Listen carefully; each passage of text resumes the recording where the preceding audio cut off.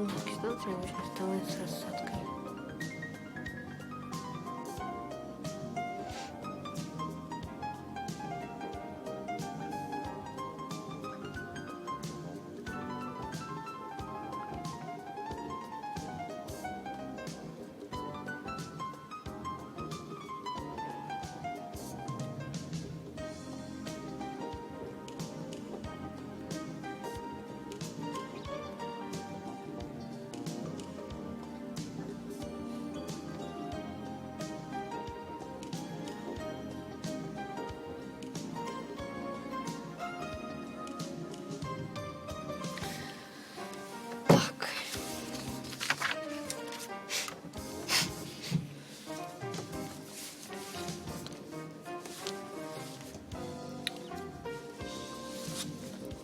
Трансграничная инфраструктура и формирование сквозных цепочек добавленной стоимости. Transboundary infrastructure and end-to-end value chains.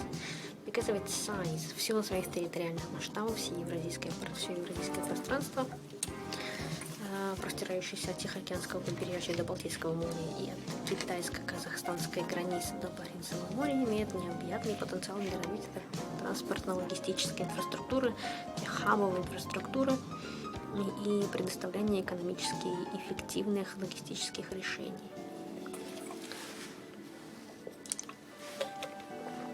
Because of its size, the entire Eurasian space, stretching from the Pacific coast to the Baltic Sea and from the Chinese-Kazakh border to the Belarus Sea, has immense potential for the development of transport and logistic infrastructure, hub infrastructure, and for the provision of the cost-effective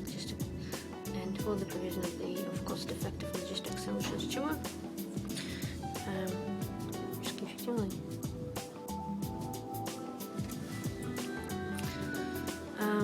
Участники дискуссии обсудят требования и ожидания рынка к транспортно-логистическим решениям, а также инвестиционные потребности по развитию трансграничной инфраструктуры. The panelists will discuss market requirements and expectations for transport and logistics solutions, as well as investment needs for the development of transboundary infrastructure.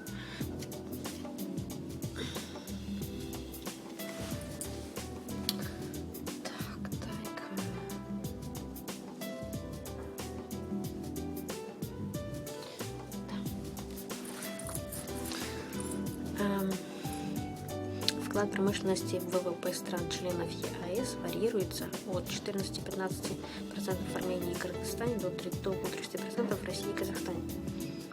ВВП стран. The contribution of industry to the GDP of the Eurasian Economic Union member countries varies from 14-15% in Armenia and Kyrgyzstan to about 30% in Russia and Kazakhstan. Для этого сектора характерно развитие сложных сетей производственной кооперации. The development of complex industrial cooperation networks is characteristic of this sector.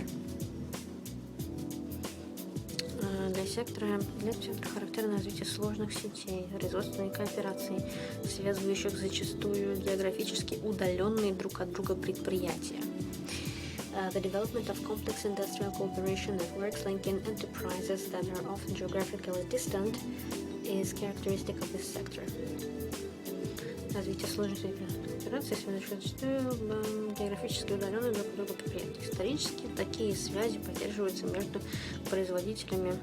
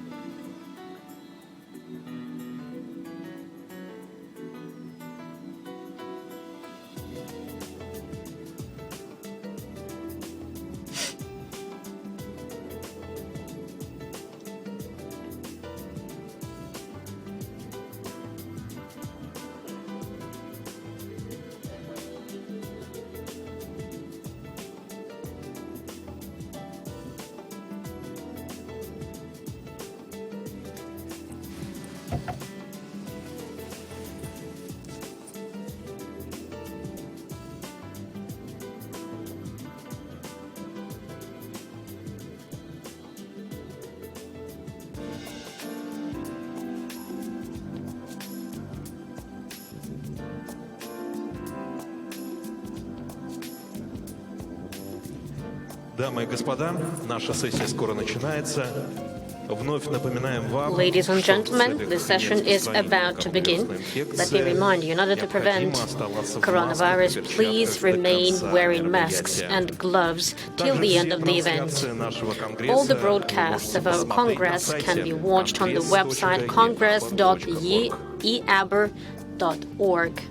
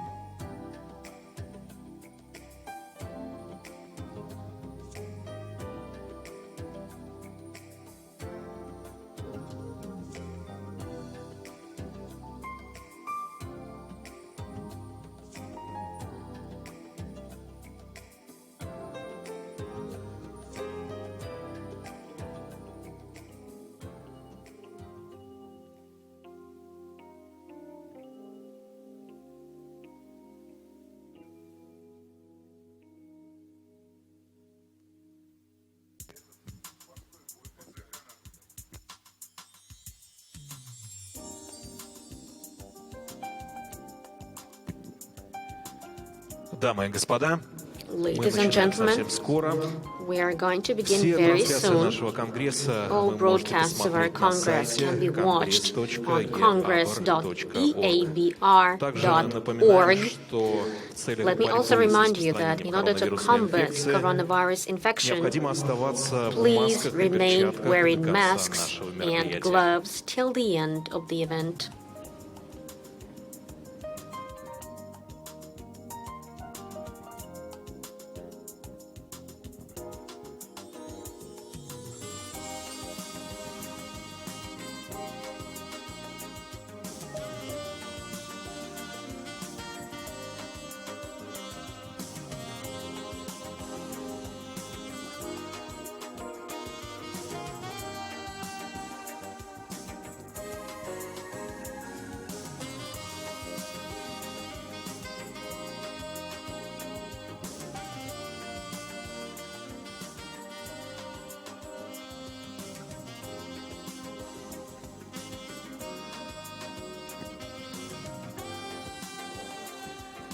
Дамы и господа, мы готовы начинать нашу сессию. Ladies and gentlemen, we are ready to begin our session. Занимать места ближе к сцене. Please take your seats and please take them closer to the stage.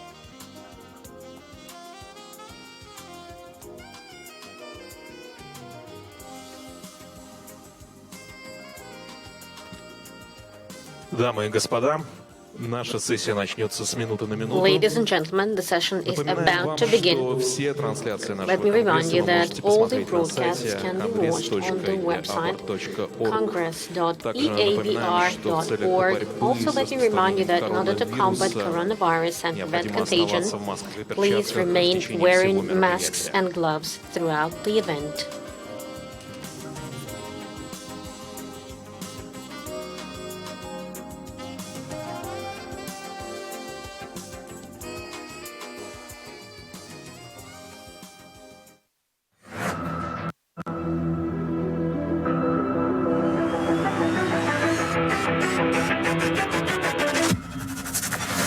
Территориальные масштабы евразийского пространства свидетельствуют о необъятном потенциале для развития хабовой и транспортно-логистической инфраструктуры. Because of the size, the entire Eurasian space stretching ensure is a great place for hub infrastructure and another infrastructure.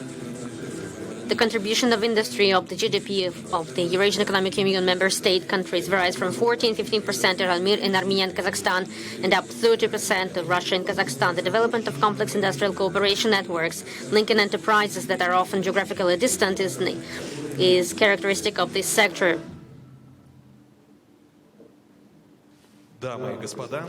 Ladies and gentlemen, let me invite on stage participants of the session. Alexey Andreev, CEO, Road Building Company, Avtoban. Vladimir Tatarchuk, Chairman of the Board of Directors, Senior Managing Partner, Proxima Capital Group. Denis Ilyin, Senior Managing Director, Eurasian Development Bank. Oleg Pankratov, CEO, VTB Infrastructure Holding. Ruslan Iskakov, Chairman of the Board, Kazakh Export. Sanjar Mukambetov, Minister of Economy of the Kyrgyz Republic. Yuri Korsun, Deputy Chairman of the Board, State Corporation of Development, WebRF. And moderator of the session, Transborder Infrastructure and Creation of End-to-End Value Chains, Ilya Kapelevich, Editor-in-Chief of radio station Business FM.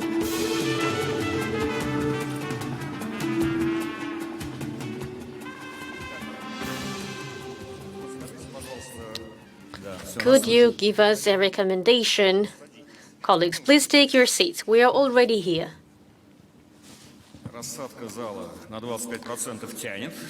So the audience indeed has no more than 25%. Our panel is called Transborder Infrastructure and End-to-End Value Chains.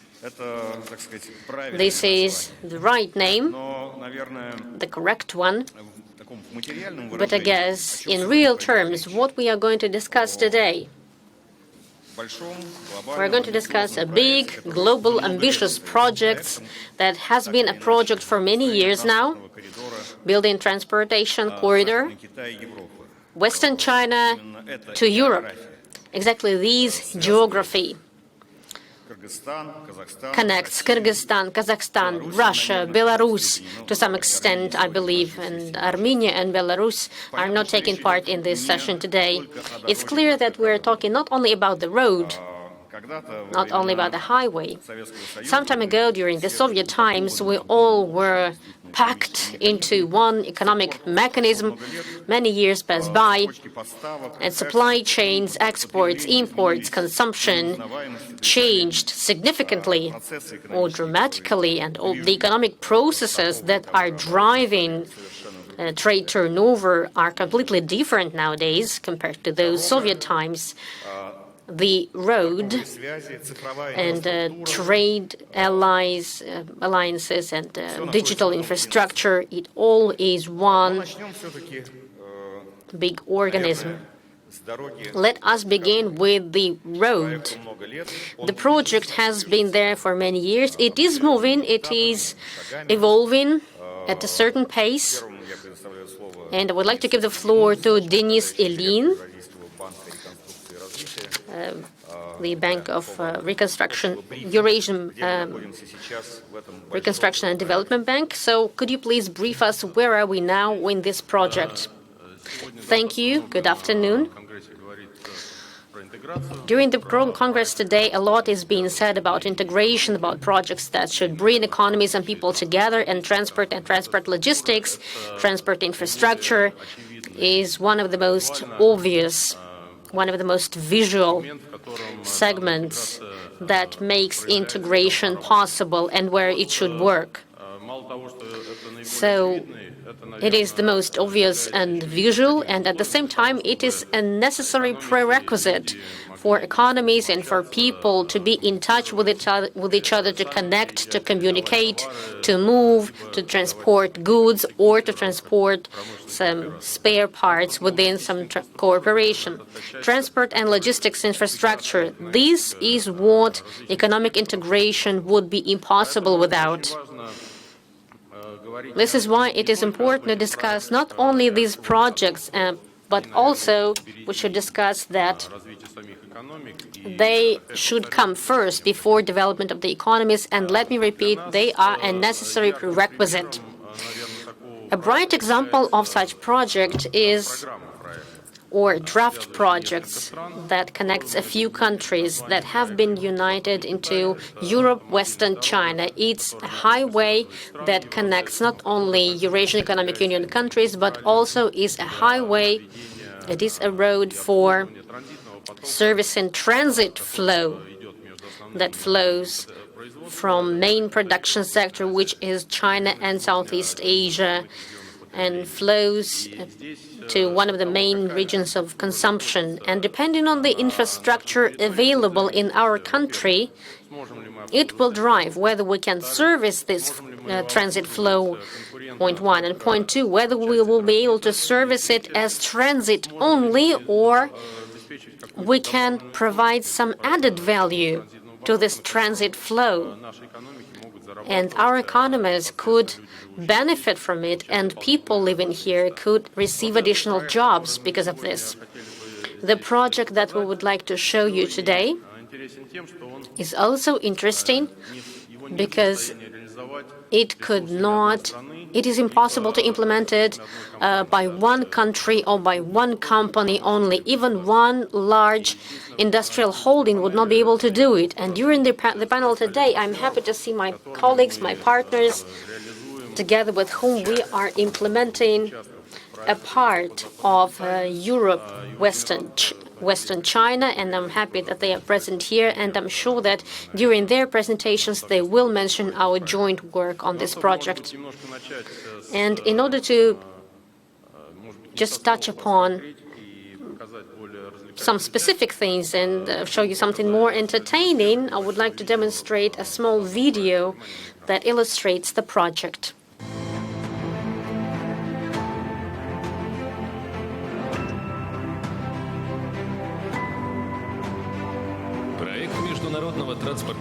Project of International Transport Corridor Europe, Western China, from St. Petersburg to Chinese city Lunyungan, involves development of a highway.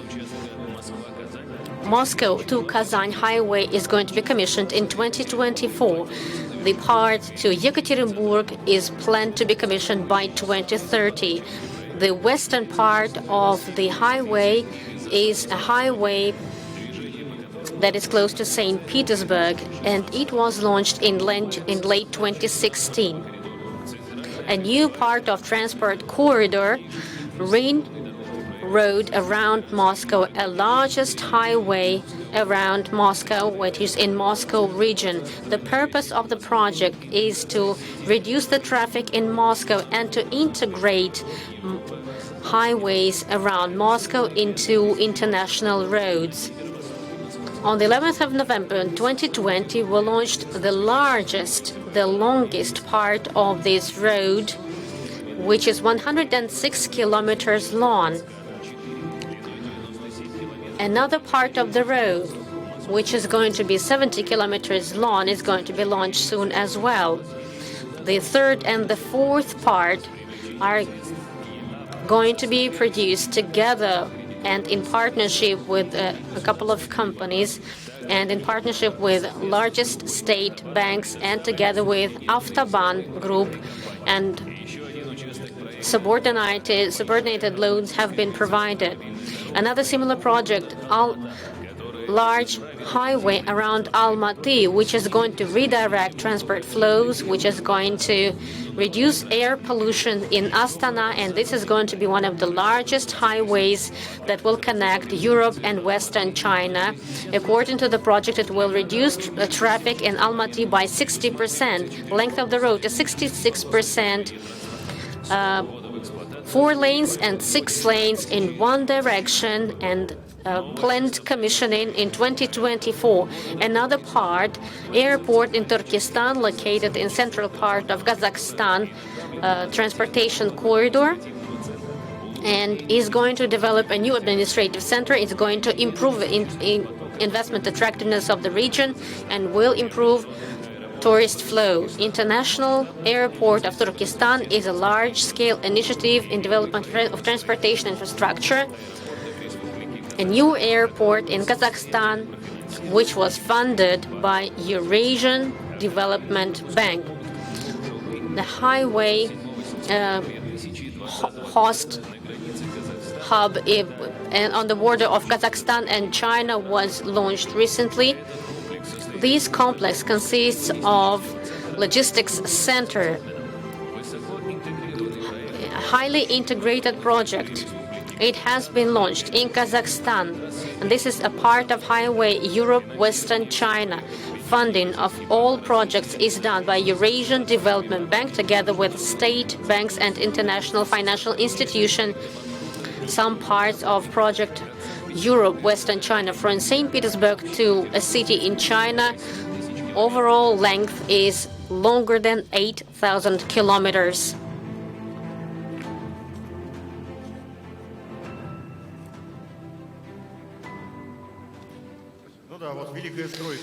So this is a great construction.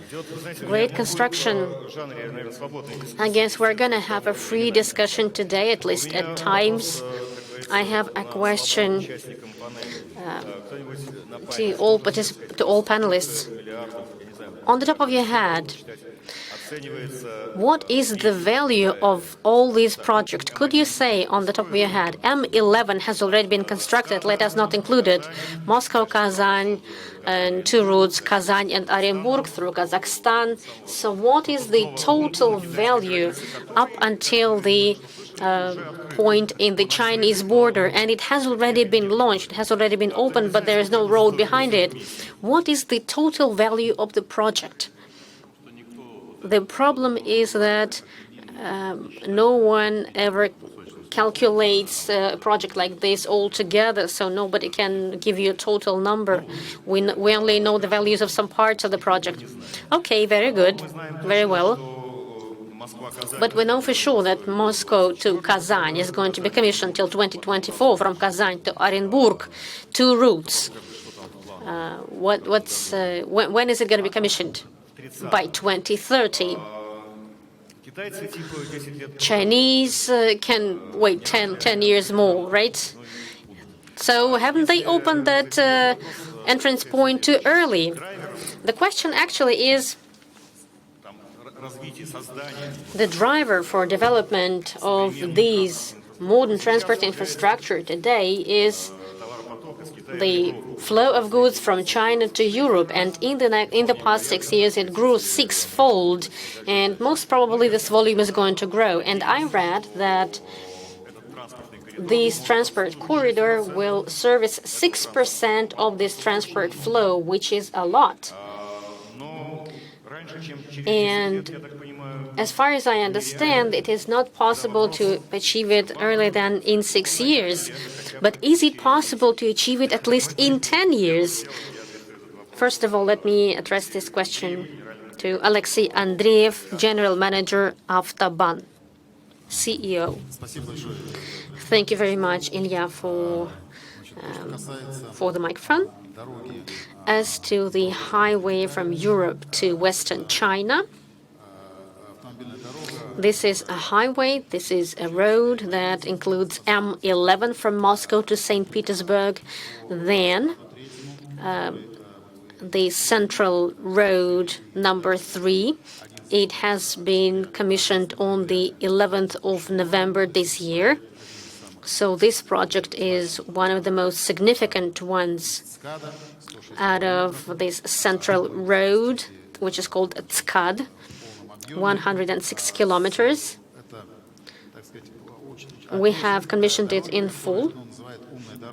We call it Smart Road, the Central Ring Road. Cars are being let in according to system free flow. There are no barriers, and we have certain sensors installed there. Telecommunication system for drones. So the first drones passed through the gates on the day of commissioning, on the day of inauguration, and they sent a certain message this way. Moscow to Kazan highway must also have this smart format included so that drones or driverless cars could move there. I would like to express deep gratitude to Eurasian Economic Development Bank, which played a key role in Central Ring Road construction, because we were not only a construction company, but we also provided the concession, and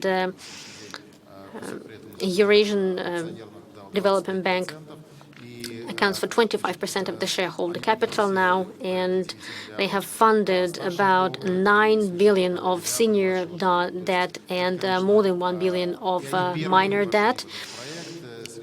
And they were the first ones who entered the project. After that, Sberbank and Gazprom Bank. So as a result, now we have a consortium of these three banks, and we implemented the project quite efficiently. As to the highway from Europe to Western China, we built the road, Central Ring Road number 3. And we also built M7, Moscow to Nizhny Novgorod, and Moscow-Nizhny Novgorod-Kazan is the highway that... let's get back to the question of Ilya. The total value is 654 billion, 650 kilometers of this highway, and the construction is going to be finished in 2024 in March. The key decision which was made by Vice Prime Minister and by the government is that the road was split into different parts. The implementation must be from the project to full launch, to full inauguration. Finally, in the end, of course, we will see total value, and the expert assessment will give us total value of the project. But this is the key decision which will speed up the whole process. We are underway. We're going to make it. Another decision which was made is that network companies and Gazprom and Transneft, they will rebuild their communications that will be on the way of the highway. And this is one of the key points which is limiting the construction process usually. And we are going to implement two parts, number 4 and number 6, from Murom to Arzamas, and another part of the road as well, 255 kilometers. So we are designing them right now, and we are going to do the construction. As to further, it has been mentioned that we are going to reach Kazakhstan by 2030. So the first part is Moscow-Kazan. Still, the second project that we are implementing today is a road around Taliati, which is in this corridor as well, from Europe to Western China. And this is a concession agreement as well. It's a regional concession agreement. Samara region is taking part in the deal. About 120 billion is the value of the project totally, this road through Volga. And we're going to construct a bridge over Volga, 101 kilometers from M5 to M9. This is going to be a bridge. This is going to be a bone of the project, and maybe we will make a decision to build the road not through Sakharchin in Kazakhstan, but through Uralsk, because from Sakharchin to Uralsk, the road has already been constructed, and it is about to be inaugurated in 2021. So we are actively constructing the project now. We are in an active construction phase. Speaking about added value in the construction period, then, of course, here we have suppliers of inertia materials, bitumens and fuels, supplies of machines and engineering, the mechanisms and metals. So it's a huge potential which is involved in the construction process of the road at the stage of construction. And when it is implemented, then, of course, it is hard to overestimate the role of transport flows in the economy. It's hard to overestimate it. 15% of every product that is produced, 15% of GDP accounts for transportation component. So it's a huge component which ensures competitiveness of the economy throughout the whole Eurasian space. And of course, it's important in terms of transit development and in terms of development of the territory and infrastructure, so on and so forth. And naturally, this road is going to be a smart road, and of course, we will welcome their driverless cars, and at some point, it will be competing with the railway roads. Would you like to show slides? Because you had slides. You know, I forgot about slides. Let us show them. Let us show them. Let us show the slides.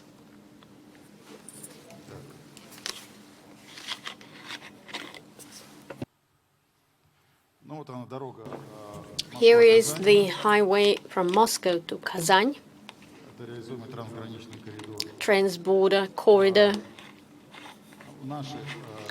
Our parts that we are responsible for, Muromsk, Arzamas, and another part is number 6.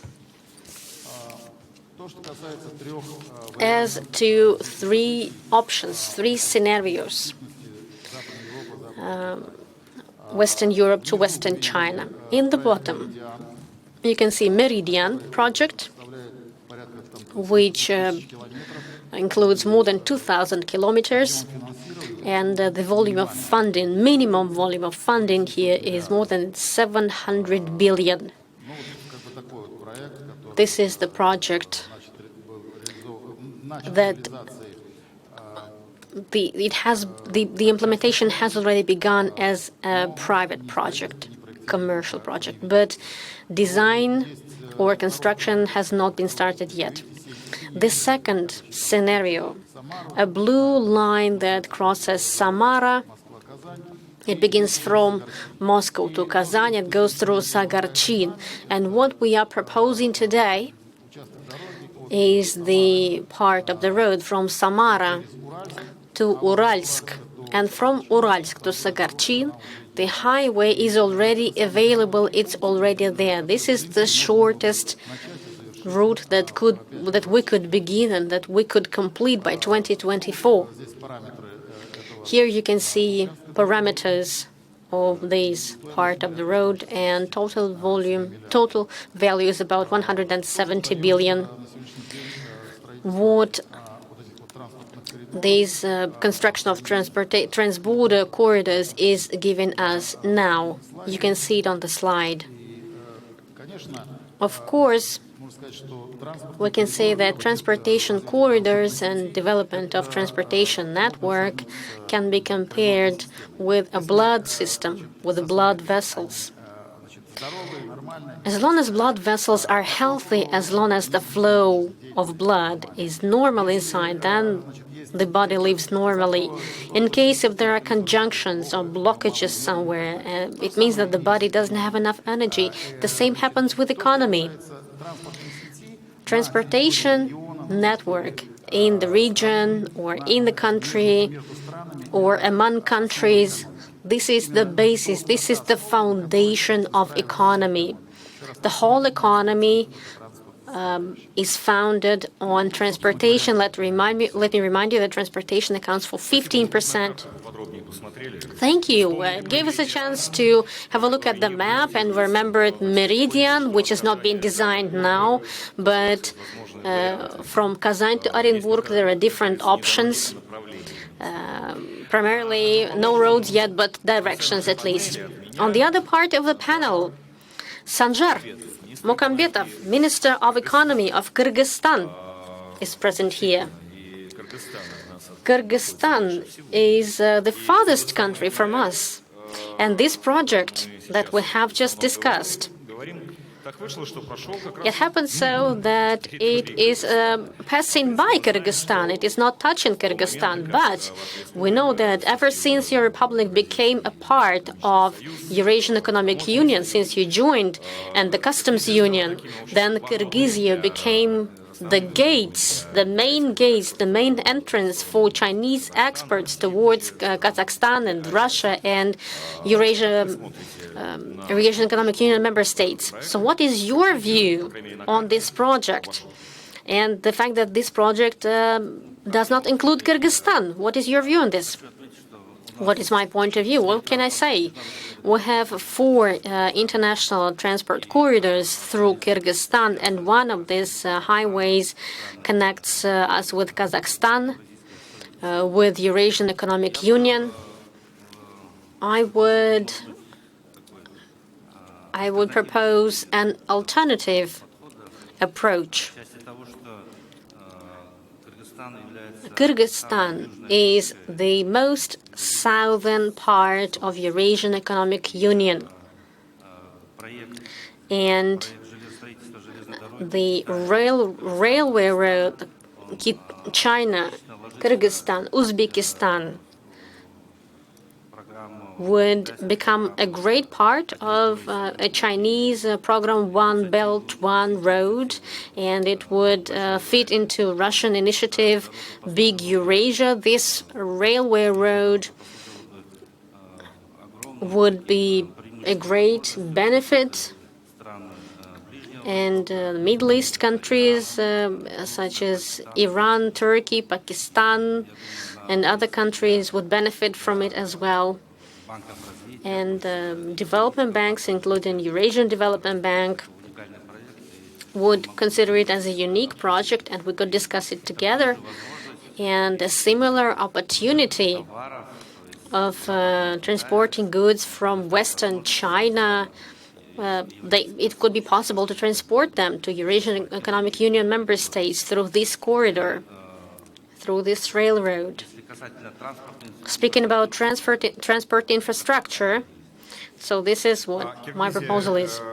And Kyrgyzstan, do you feel any deficiency in transportation capabilities in terms of transport from China to Eurasian economic states, and not European Union, but about Eurasian Economic Union? And or is there any deficiency in terms of the road in exports from Kyrgyzstan to China right now? There are some difficulties. I cannot say that things are being perfect right now. I cannot say that. Overall, we have agreed upon certain actions. Our nearest neighbor is Kazakhstan, and through Kazakhstan, well, we can sort this out, I believe, on a bilateral basis. We can sort this out. We can solve this question. Of course, it is. We have limitations because of the pandemic, and the goods and services and human capital cannot be so mobile these days. But in Eurasian Economic Union, we have this on our agenda, and we are working with this. I hope the pandemic will be over at some point by 2030 for sure. I hope it will cease to exist. And all these corridors will get together, will be all connected. Actually, in the words of Sanjar, we could hear an alternative option, like why should we necessarily move through Russia and to the north? We can move through Pakistan, through Kazakhstan, and through the Caspian. And here is a question of alternative or competition. And competition is there because in constructing these corridors, some funds should be invested, and funds should be invested not only from states. It is impossible to build this at the expense of one state only. So investors that will be needed in the future on this path must be confident that this transport flow will flow and that it will ensure return on investments. Since we're speaking about money, let me give the floor to people from banks who are present here today. Let us begin with Yuri Korsun, Deputy Chairman of the Board of State Development Corporation, WEB, Russian Federation, Внешэкономбанк. In the beginning, an overall question about funding of all these big projects. Is it sorted? Do we have this budget till 2030? And what about investment investment budget or investment plan? Is it there? Are they available on paper, or are these only assumptions? And how are you going to choose investors? What is going to define it? Actually, in order to choose investments, we will need just to assess efficiency of the project and return on investments. Predicted return on investments. Let us begin with highway first, with the road, and then I wanted to open a few more slides and wanted to expand our discussion beyond transport. But if we're speaking about alternative routes, some time ago we were reviewing Meridian project and other projects. And I guess it's impossible to build it all at once, so we should set the priorities. In simple words, I guess it's easier to prove why we should do it, and it's easy to see that the return on investment will be there. In terms of transit, we can just connect agglomerations. The route goes in such a way that it brings together many cities, not only in Russia, but let me speak more about Russia. So it brings together a lot of cities and a lot of agglomerations. This is why when we analyzed some time ago, we were thinking about providing funding through concession, and then we decided that these are state-owned funds. And when we considered the opportunity to fund the project, we realized that a lot of traffic is local traffic. So this traffic does not necessarily have to be between Moscow and Europe. It may be between Moscow and Kazakhstan and within Kazakhstan, so on and so forth. And it gives us more understanding as to which money flows we will receive from the project and what is going to be the return on investments. If possible, I would like to step away from roads and transportation a little bit. I wanted to show a few slides. I wanted to share the experience that we have gained. And then I will answer the question whether we have money for all the rest. Can I please ask to show my presentation? Of course, we will be stepping away in different directions from the road, because the road is there to service something. The road is there to give opportunities to develop cooperation, trade, production, so on and so forth. But the flow of exports and imports from China to Europe and back forth is huge. It's enormous, and there's a great opportunity to join it, because this transport and logistics system can also give a chance for products created in Kyrgyzstan, in Russian Federation and other member states to be moved there as well. And we will need to discuss the advantage of this route compared to other routes, as long as other routes are available. Probably it's because of speed. But we will discuss them a little bit later. Let's have a look at your presentation, because your presentation will touch upon something else, not only the roads. Yes, colleagues, to be frank with you, I will just take 30 minutes to introduce you to VEB, because VEB, the Eurasian Development Bank, is organizing the conference today. This is also a development institution, but the main difference of us compared to EDB is that we're a local development institution, and this is the main advantage of a Eurasian Development Bank about integration processes, because this is a transnational organization, and we, VEB, are just one of the elements of such projects. We are a local development institution, and we are supporting some areas such as infrastructure, industry, and we are developing urban environment and urban economy. Speaking about integration projects, then transportation corridors.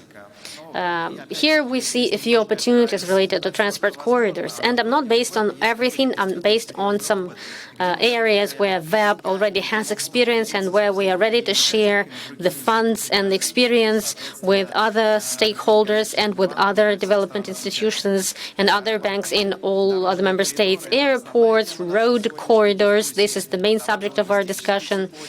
goods and logistics chains, exports and imports operations, and digitalization support, because it's impossible to let alone digitalization today.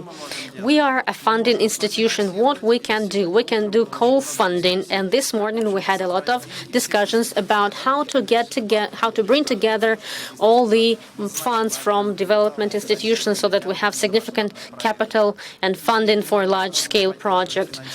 We have opportunity to support export and import operations, and we're very open to share the experience that we have gained within Russia. So this is the way we're doing. About airports, all the airports that have been modernized in Russia, starting from 2010, VEB has been involved. Pulkovo, for example, is the deal of colleagues from VTB and from EDB. So when I'm showing projects, it does not necessarily mean that VEB is the only organization that funded. The main idea in VEB right now is that we should provide as much money as needed so that the project takes place. The rest of the money might be taken from commercial banks. We have mentioned Central Ring Road. We did not take part in the third round of Central Ring Road, but we took part in the fourth part of Central Ring Road around Moscow together with Eurasian Development Bank, and we're ready to keep on funding. So we're ready to look at Taliati, the road around Taliati. It has been mentioned today. Maybe at some point we will get back to Meridian subject.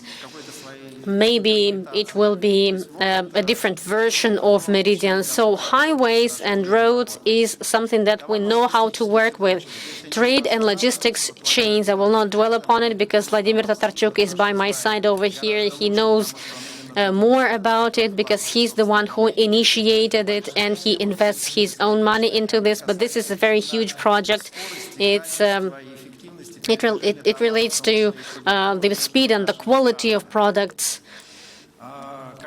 relocation and movement. We are a development bank and we have a lot of tools that support imports and exports.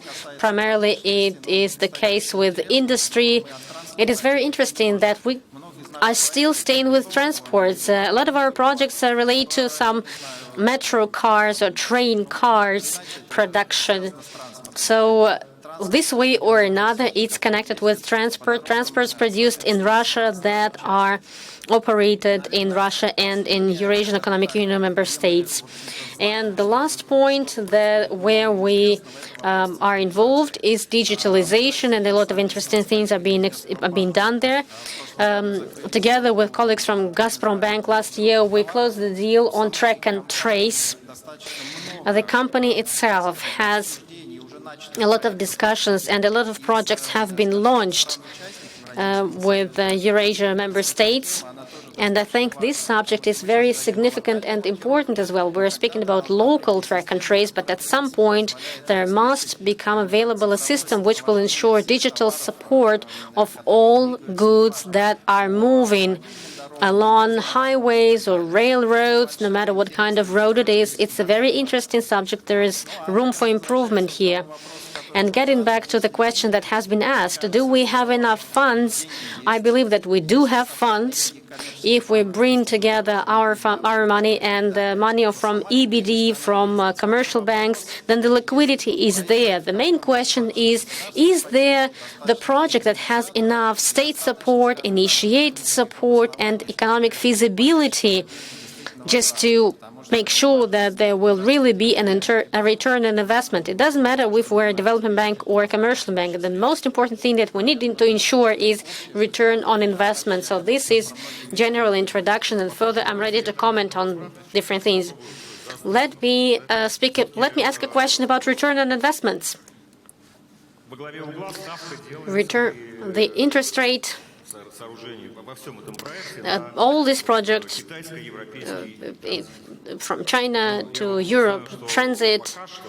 And I know that so far, up to the Central Russia, to the Urals, to Novosibirsk, inclusive, as far as I could hear, in all stores, the whole household appliances stores, all the goods are produced in Southeast Asia. and it's put there on cargo marine ships. Then it's delivered by sea to Rotterdam. Rotterdam is a huge hub. And then it gets back to Kazakhstan border throughout Russia. And it's delivered by containers, by trucks, so on and so forth. And this method works perfectly well. It works great. It's a cheap way to deliver, and it has no borders, no traffic jams. It you can deliver it by sea, by water, and it works fine. And when we tell investors about return on this route that could take 6% of the flow, and as far as I could see, that your stake is on the speed of delivery, and we know what kind of world we live in today. It's Alibaba e-commerce. Somebody buys something and the product must be delivered right away. So this is the trade of the future. And I could hear that the speed of delivery is going to be 14 days from Chinese border to St. Petersburg. And St. Petersburg is not Europe yet. It's only a window to Europe. It takes 14 days to deliver from China to St. Petersburg. Is it really achievable? Speaking about the return on investments on investors who are here and not in the future must become a part of the projects, and the state and the institutions of development. Let me give the floor to VTB. What is the right way to address you? VTB infrastructure projects. Infrastructure holding. Infrastructure holding. Oleg Vladimirovich Pankratov. So what's your view? What are the barriers? It just can't be that everybody is looking forward to 2025 to bring the money and to dig them in Kazan-Orenburg highway. There must be barriers. Thank you for the question. Let me begin by saying that we are ready to invest in the project. We believe in the project. But the question is quite complex, and it's hard to answer it directly. What it is linked with? Any project related to transportation infrastructure, related to the road, can be paid off by a certain part, thanks to the fact that it's a toll road or payment for the services, or airports. It has some commercial services. 1 ruble invested in infrastructure brings from 2.5 to 4 rubles into the economy. We have distributed our research, and actually 1 ruble of investments brings 4 rubles into the economy. We can focus on transportation of Chinese goods, but there are also other parts there. Investors might not see it because for investors only see toll roads, and that's the only thing they see. But we should take into account other sources as well. Avtodor, for instance, believes that in the road Moscow to Kazan, investment 1 ruble of investments will bring 2.5 rubles into the economy. On average, toll road pays off 30% of its cost. On average, it pays off 30% of its cost. So it does make sense to invest in toll roads. We are already investing. So what's the difference between VTB infrastructure holding from banks and why we are not saying Bank VTB? Of course, I'm representing the VTB group, but our specialization in infrastructure holding is investments in capital of these projects. So this is what we are doing. Investing in capital. This is the most risky part, and this is the part of the capital which has the biggest yield. But investing in capital, you must be organizing it. You're not just waiting for the project to be delivered to you. You are moving the project, you are driving the project. We are searching for operators, we are searching for constructors, and we have our in-house road operators in our group. So we are organizing these projects. And by the way, in Russia, the market of private-public partnership is quite young. It's only 15 years old. These projects got launched recently. We have been in the market from the very beginning, and currently we are the largest holding in terms of investments in these projects. We have 10 different projects, and we have brought $18 billion into Russian economy in recent years, and about 7 of them account for VTB funds. And now just think about this 4 times multiplier, and it really helps. We have large projects, and we have discussed them today. It's a Western high-speed diameter, M11, 7th and 8th parts of M11, speaking about Europe and Western China. And by the way, we have another project in Udmurtia. It goes through Kama. And probably as long as Kazan-Yekaterinburg goes along its path, it will become a part of this large central ring road project. The decision has not been made yet, but this part of the road is already done, and it will help us save money on construction costs. So from our standpoint, of course, the project is interesting. Of course, we are ready to invest, and we believe that today, at least in Russia, the projects from 200 billion rubles can be funded at private funds. And we are ready to be an organizer and to provide enough private funds to the capital to make sure that these kinds of projects take place. We are taking part in different projects with foreign partners and with Russian partners. And of course, I wanted to say a few warm words towards Eurasian Bank, towards Web, because these are our partners. They have been with us from the very beginning in most complex projects, such as Pulkovo Airport, which has been mentioned, and Western Speed Diameter. So these are the projects that used to be the first ones to some extent. So without development banks, it would be really hard to implement projects like this. And so it's impossible without them. What else I wanted to say? From my standpoint, in the situation that we have now, when there's a decline in economies in all countries that we are mentioning today and all over the world as well, in my standpoint, there are 2 key subjects. First is investments in infrastructure that will help to raise the economy, to recover it, and implementation of such projects require public-private partnership. Russian project is not enough, and Kazakh budget is not enough alone. So we need each other here, and the only tool that we have today is private-public partnership. There are tools available, and Russian banks are ready to invest not only in Russia but also in other countries. So, and they have an opportunity to do so, and they have quite great balance. So today the project accounts for about 200 billion rubles, and it can be implemented. It's possible, it's realistic.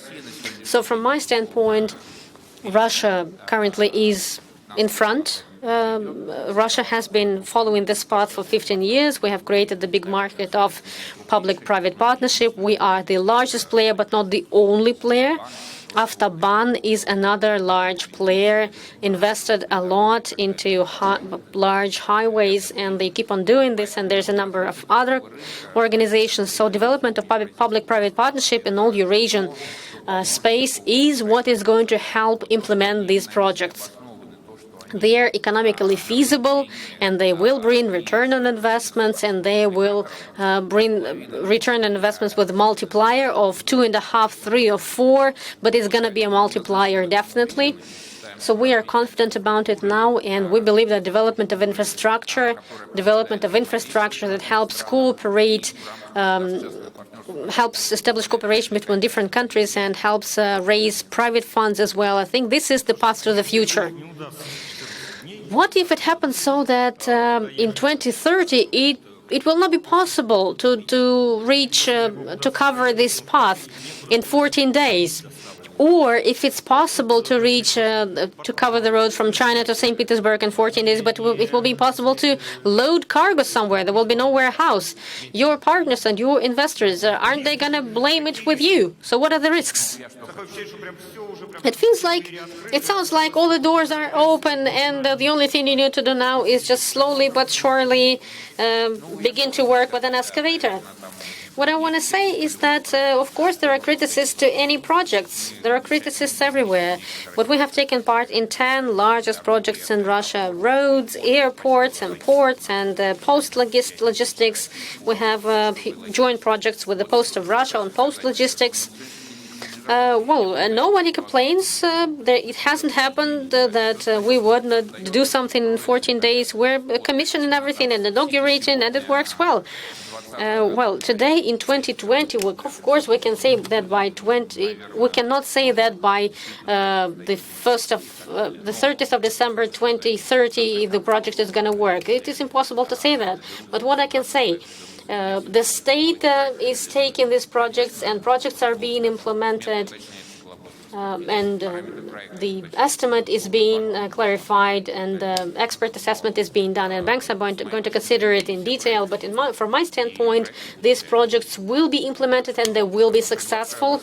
So I invite you to take a ride along this road in 14 days. Ruslan Viktorovich Iskakov, member of the board of directors and chairman of the board of export insurance company Kazakh Export. We are not going to speak about insurance much, but we are going to speak about exports more, about the policy of Kazakhstan. In Kazakhstan, as far as I know, maybe I'm not sure about it, but the level of readiness of the Kazakh part of the road is much higher. So Kazakh part is much better now. Is it interesting for Kazakhstan to wait till 2030? Because there are other options. There's the Caspian Sea and the pipeline and transport and logistics story is possible there. First, is this alternative there? Is it appropriate for Kazakhstan when you need to wait till 2030? And what is going to be the yield for Kazakhstan in implementation of this project, of this big transportation project? Thanks for the question. I would ask the question a little bit wider. This road is an indispensable part of integration process. And if we look at the unions, economic and trade, usually they're assessed by the share of trade turnover among countries. The Eurasian Economic Union is compared to European Union, of course. If you look at them from space, there are objective differences. The square meterage of Eurasian Economic Union is much larger compared to that of European Union. Speaking about the European Union, they have more borders and they have more bordering states. And in our case, only Russia and Kazakhstan can boast a few borders. The rest of us have only one joint border. Armenia doesn't have any joint borders at all within Eurasian Economic Union. Speaking about access to the sea, then in European Union, many countries have access to the sea, and in Eurasian Economic Union, Russia is the only state that has access to the sea. So all these objective differences bring us a challenge, and we can overcome it with infrastructure only. And this road is going to be like a blood vessel. We absolutely need it, because without this road, in the nearest years, we will get faced with the fact that mutual trade will be slowing down. We will get faced with these bottlenecks. We will not have enough infrastructure, and we do need this infrastructure for businesses to flow from one state to another and to develop. And it all will lead to economic development of our countries. Speaking about the timelines, then time does not wait. Everything changes. Things change, and I have a concern that by 2030, the road having been built will not be enough, and it will be just loaded with local traffic because the demography is expanding and economic activity is expanding. It would be good. It would be good, because why would we service somebody else's import and exports if we have our own? Servicing somebody else's import and export, we are located between two. The Eurasian Economic Union is located between two big centers, such as China and Southeast Asia and the European Union.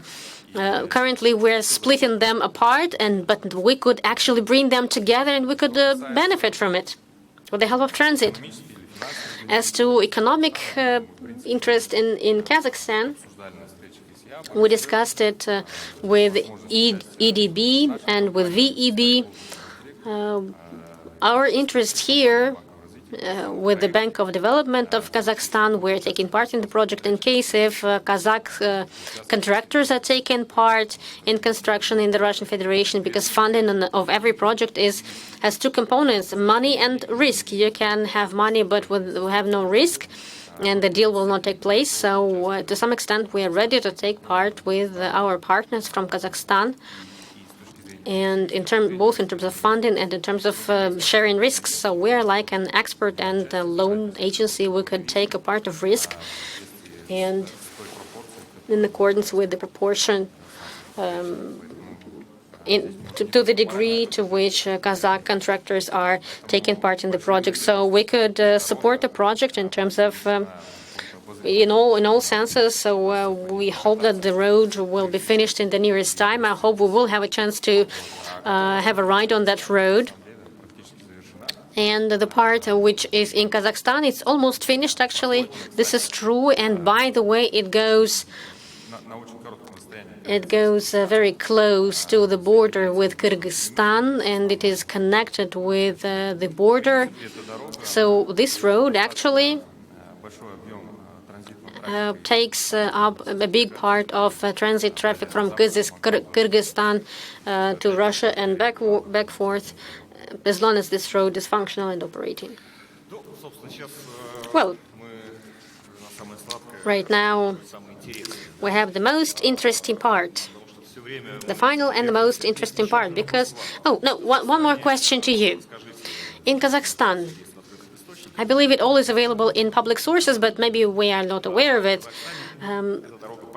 In Kazakhstan, the road has almost been completed. But what is the role of China? Did Chinese take part in construction of the road? As far as I know, they funded a part of the project, and Chinese contractors also took part in construction. And we always have this question. I'm asking this question to anybody who's ready to answer. A lot of hundreds and thousands of kilometers to be built are in front of us. Can we count on mutually beneficial cooperation with China? Is China interested in this project? Are Chinese ready to take part in this project? Maybe I could start to comment. Actually, there are 2 points of view here.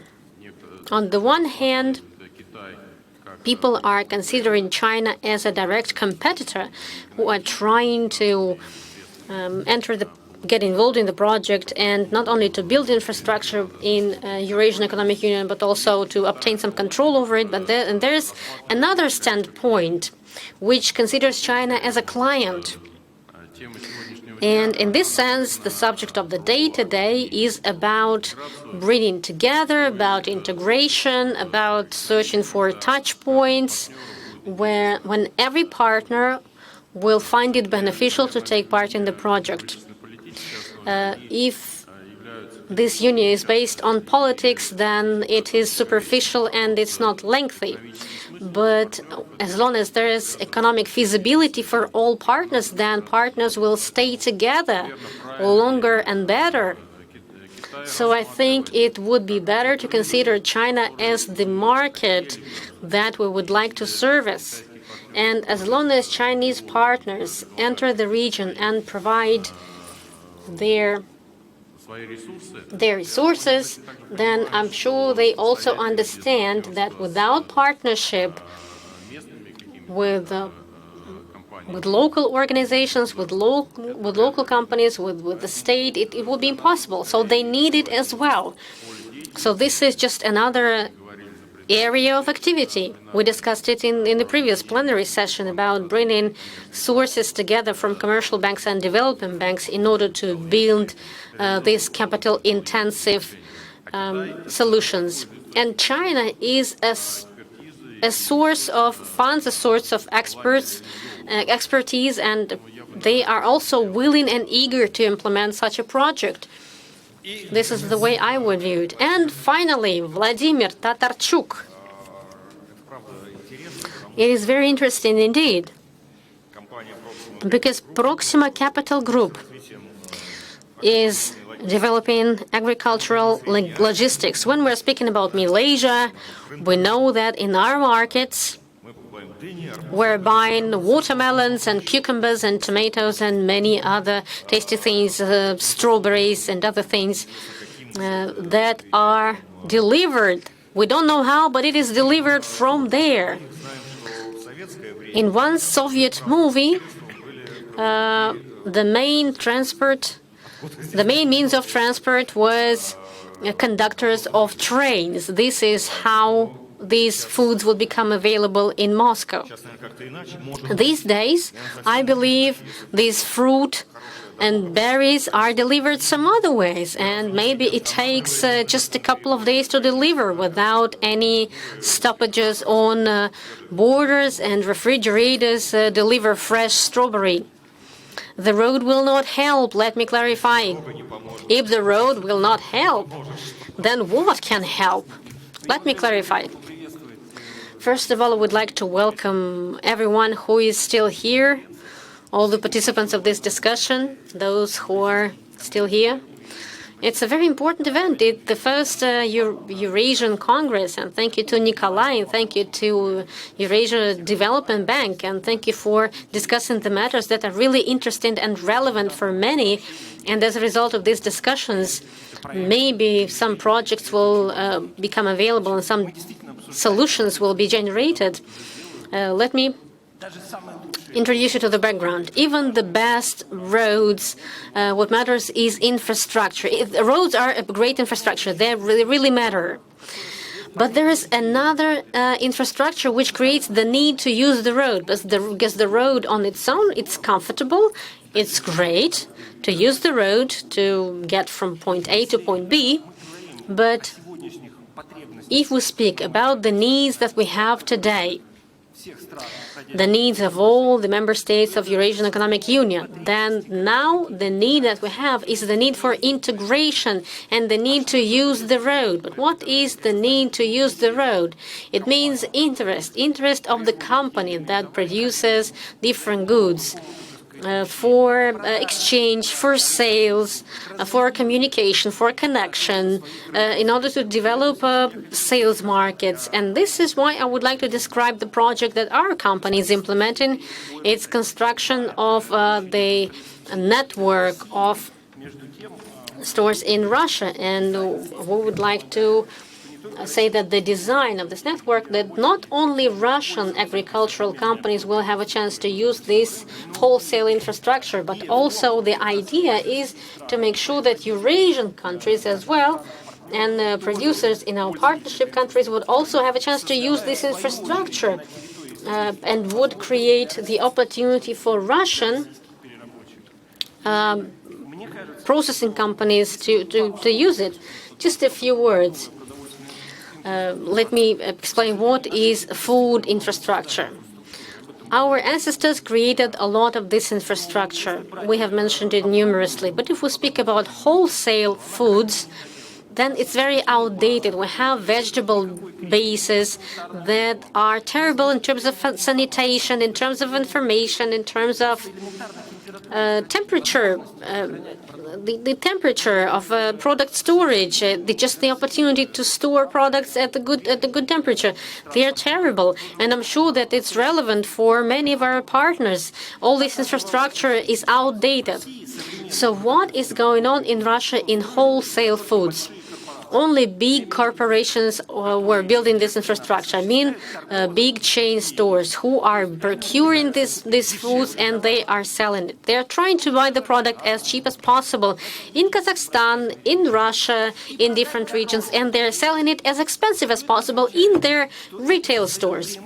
It creates an advantage, not for all the participants of the market, but for this network only, for this chain store, which will benefit because it buys cheap and sells expensive and has infrastructure to store foods, to pack these foods, and to sort these foods. So our infrastructure is available to everybody. The main idea is that we are not doing procurement and we are not selling it. We are just providing services for agricultural companies and for processing companies so that they just store their product with us. We do not need their profit. We're just providing a service. We're providing a platform. And in this sense, it's available, and it's modern infrastructure which allows agricultural producers and agricultural processing companies to expand their markets.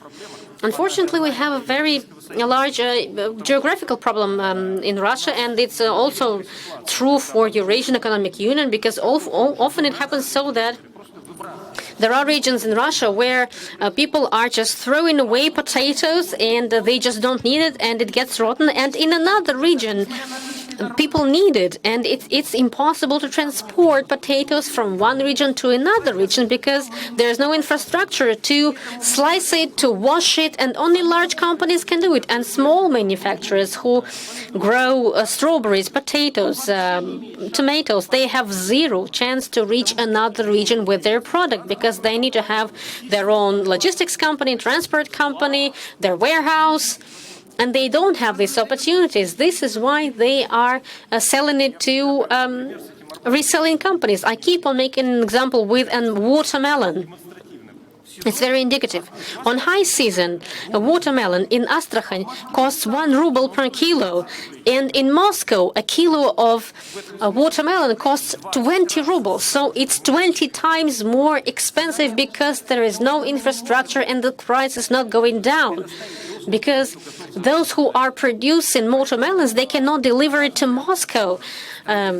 So we believe that constructing this network of infrastructure for wholesale vegetable and fruit market, it meets the needs of all the partners from Eurasian Economic Union, and including Russia. And you can expand your markets, you can sell your goods, you can get onto the shelves. And what these locations mean? If we represent a pyramid, then the foundation of the pyramid, the basis of the pyramid, is of course capacities of warehouse, of storage, freezing cameras, and so very state-of-the-art warehouse and storage premises. Then wholesale sales. It is trade in a traditional format, and half of the country is selling goods from the floor. Nothing has changed.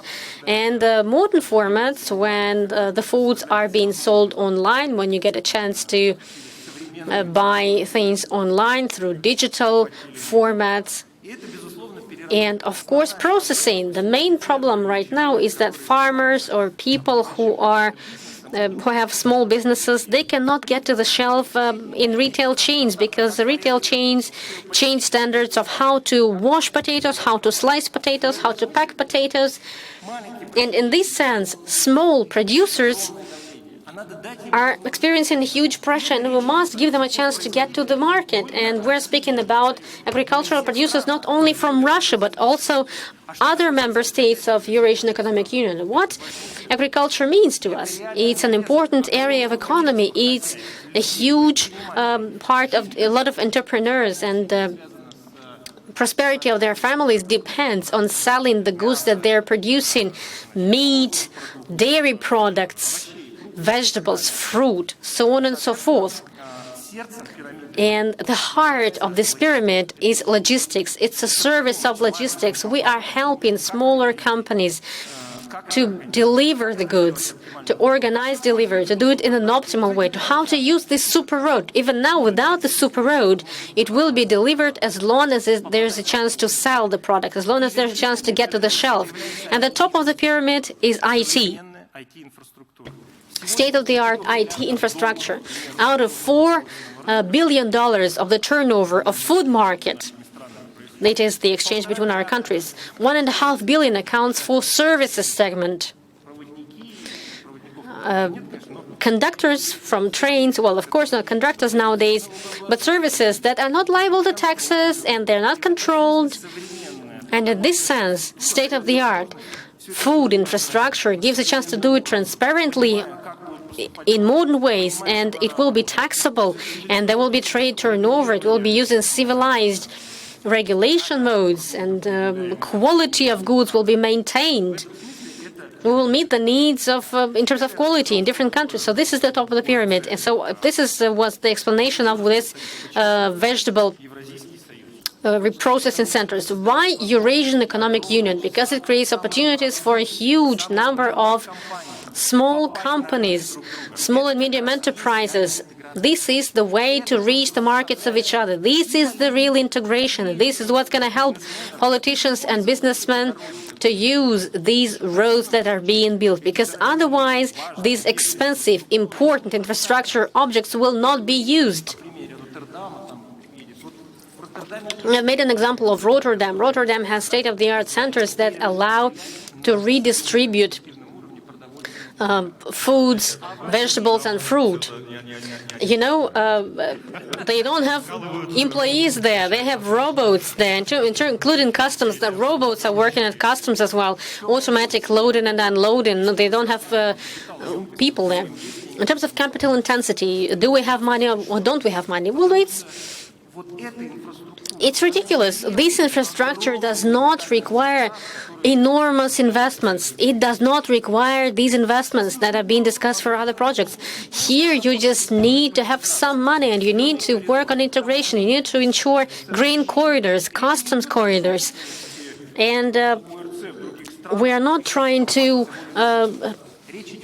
create property in other countries. We just need to create unified rules, and we're going to create an opportunity for agricultural producers to import and export goods that are not imported and exported today. We have to buy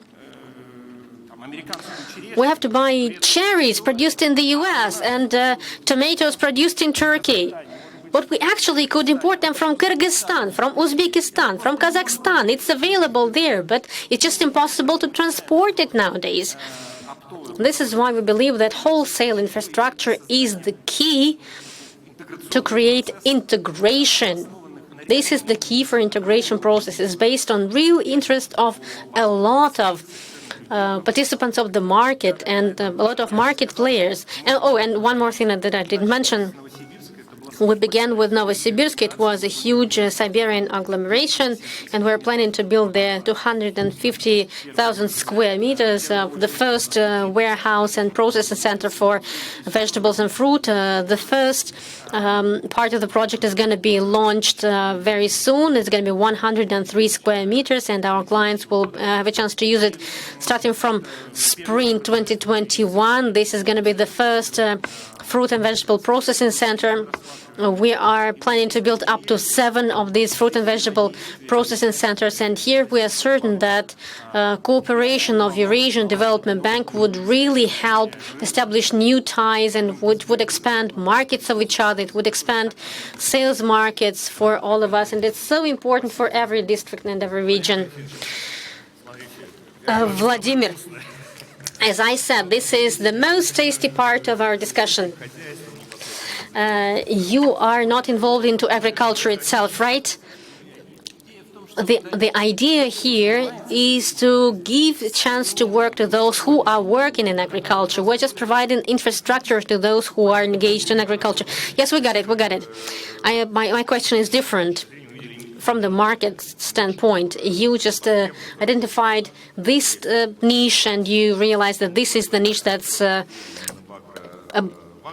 vacant now. If you found it in agricultural logistics, but if we take some other sectors, clothing, for instance, so anything that's produced, yes, something that is produced, yes.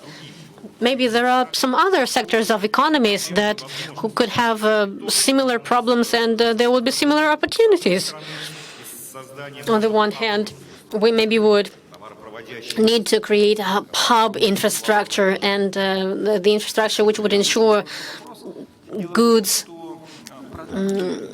transition The thing is that foods, vegetables and fruit, they are the most complex in terms of storage and transportation because they get spoiled very fast.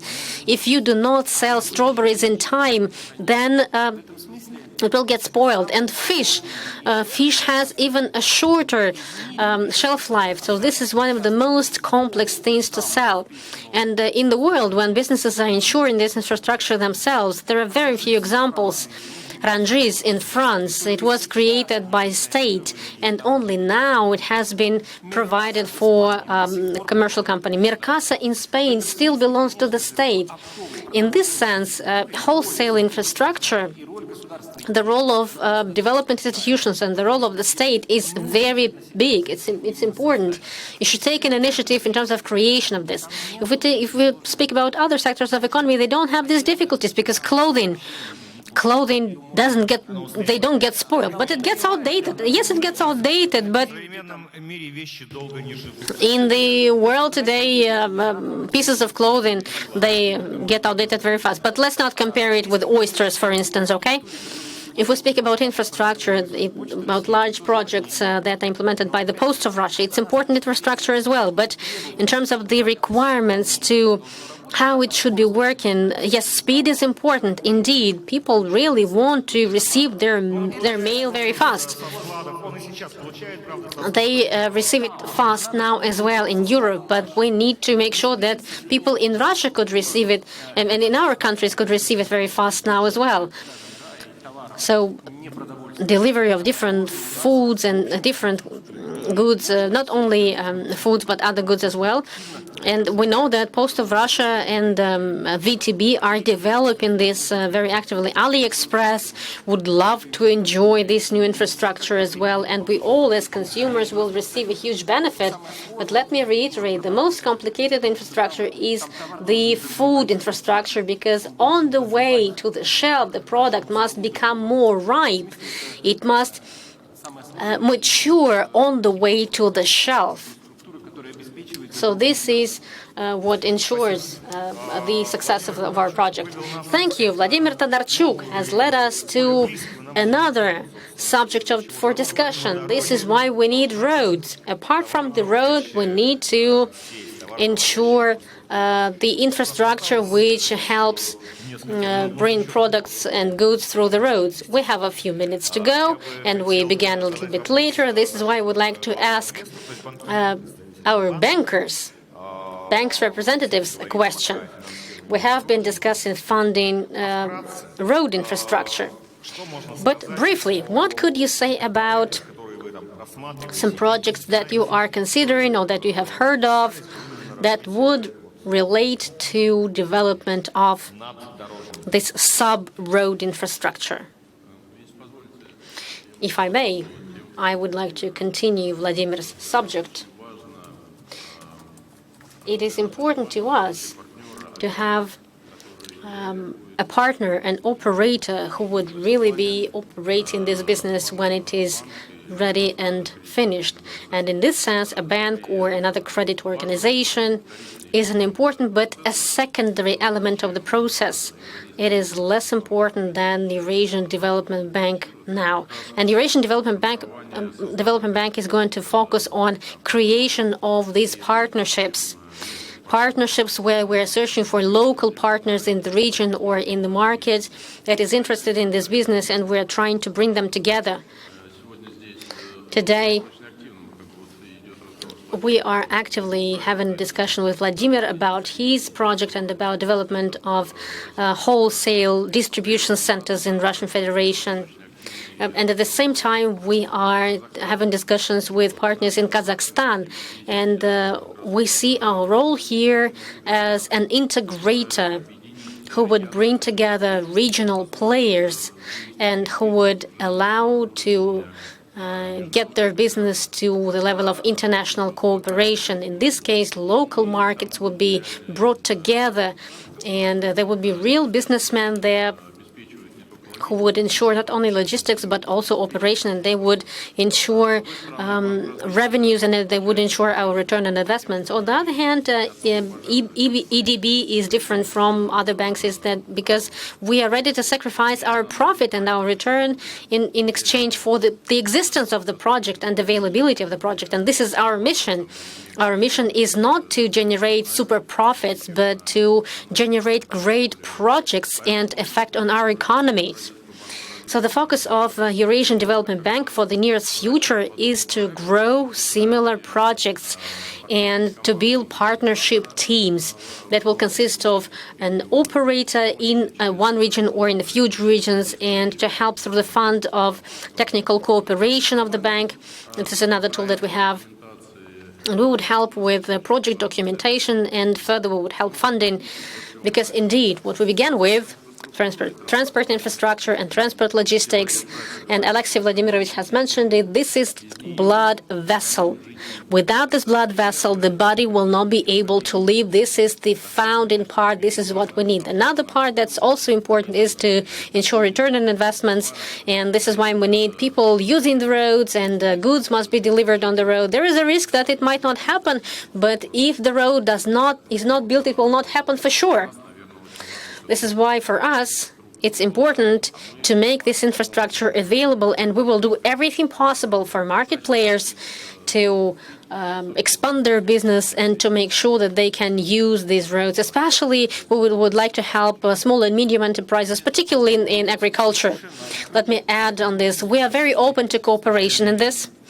We are ready to collaboration, and we are collaborating with partners from Kazakhstan and from other countries, from other member states, because the idea behind it is to cooperate in terms of standards and processes and technologies.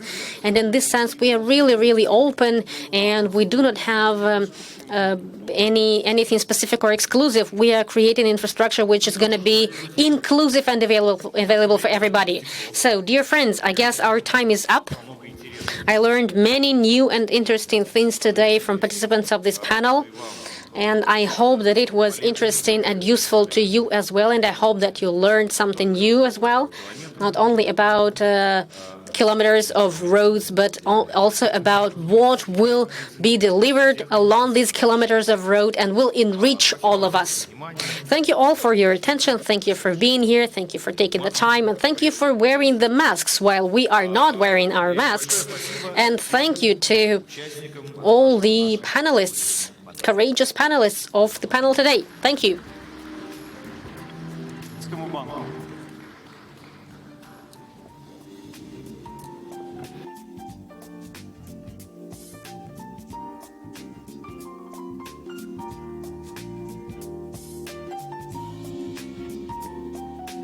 Дамы и господа, ladies and gentlemen, thank you to all the participants for the session. Let me remind you that all the broadcasts of our Congress can be watched on the website congress.eabr.org. Let me also remind you, in order to prevent